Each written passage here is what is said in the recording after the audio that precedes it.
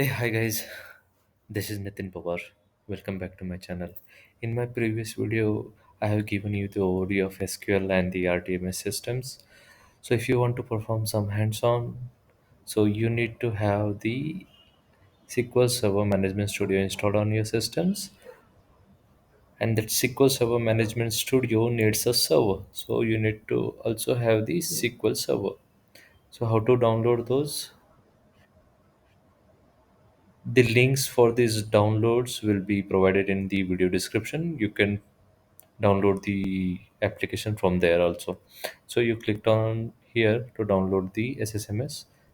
You clicked on the download SQL server, so it will navigate you to different page. Here, select this SQL Server 2090 developer version in which you can freely created your SQL server. So I already downloaded this two softwares. Just run those applications. Once it is installed on your systems, you just need to go to the search bar and write SSMS. Click on it, and then for SQL Server Management Studio, you need to write down SQL Server Configuration Manager. You clicked on it, so your configuration manager will open. Okay, so this is how your SQL Server Configuration Manager will look like.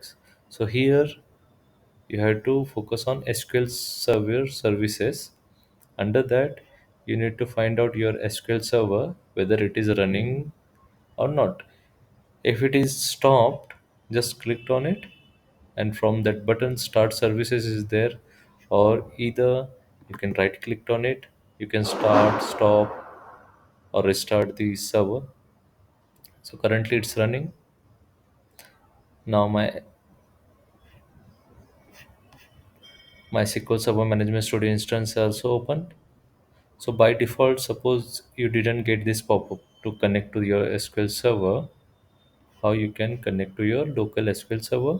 Because here you can see that our server is running.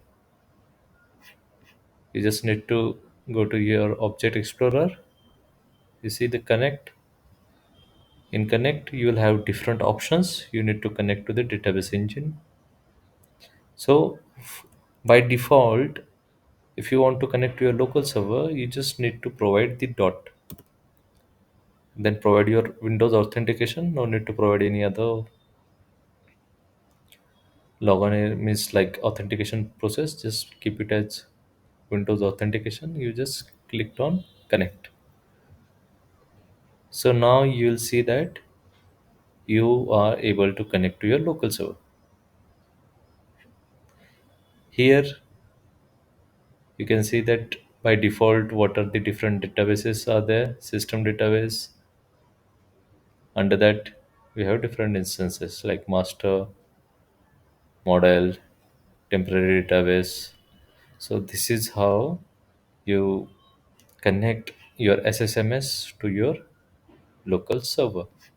And then if you clicked on here new query, and you here you can write down your SQL queries in this window.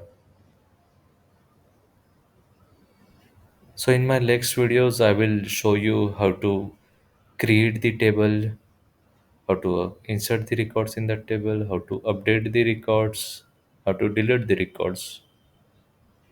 If you have any questions on this, do let me know. I'll try to answer those questions. Enjoy your day.